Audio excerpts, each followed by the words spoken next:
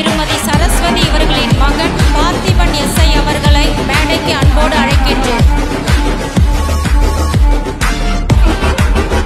என்னை பெற்றெடுத்து அறிவு புகட்டி என்னுடைய வளர்ச்சியிலும் நலனிலும் எப்போதும் விரும்பும் எனது தந்தைக்கும் எனது தாய்க்கும் முதல் நன்றி. என்னை போன்ற ஆயிரக்கணக்கானவர்களின் வழிகாட்டியாகவும்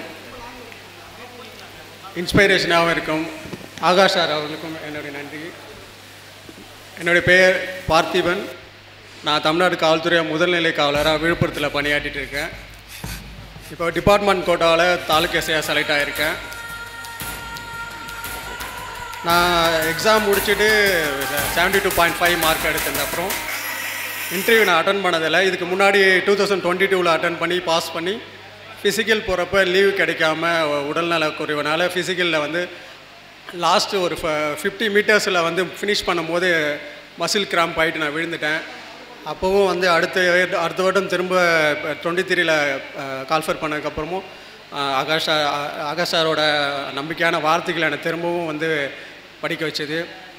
அதே போல் இந்த வருடமும் நான் வந்து எக்ஸாமில் 72.5 மார்க் எடுத்துகிட்டு ஃபிசிக்கல் முடித்தேன். இருந்தாலும் இன்டர்வியூ நான் அட்டன் பண்ணதில்லை. ஒரு மனசில் ஒரு பதட்டம் இருந்துகிட்டே இருந்துச்சு. நான் ஆகாஷ் சார்ட்ட ஒரு டைமாவது ஃபோன் பண்ணி பேசிட்டா அந்த பதட்டம் குறையும் நான் நீங்கள் நினச்சிட்டு நான் டியூட்டி கிளம்பி போகிறேன்.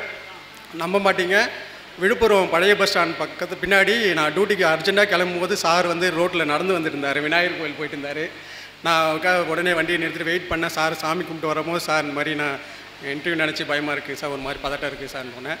என் தோல் மேலே கை போட்டுட்டு நீ நம்பிக்கையாக பண்ணு, நீ கண்டிப்பாக போஸ்டிங் வாங்குவேன் அப்படின்னு சொல்லி நம்பிக்கை கொடுத்தாரு. நான் இன்டர்வியூவில் 9.75 மார்க்கு. Thank you sir. இன்றைக்கி அறத்தின் நாயகர்கள்ன்ற ஒரு பட்டத்தை கொடுத்துருக்காரு. என்னை போன்ற இத்தனை பேரை ஜெயிக்க வச்சுருக்காரு. இனி வரும் இன்னும் அடுத்த வருடமும் அறத்தின் நாயகர்கள் பின்னாடி உட்காந்துருக்காங்க. அவங்களுக்கும் அவர் வந்து வெற்றியை வாங்கி தரணும்னு நான் கேட்டுக்கிறேன். டேஃப் அகாடமியோட ஃபேக்கல்டிஸு அண்ட் அனைத்து நிர்வாகிகளுக்கும் மீண்டும் ஆகாஷ் சார் அவர்களுக்கும் எனது மனமார்ந்த நன்றி தெரிவிச்சுக்கிறேன்.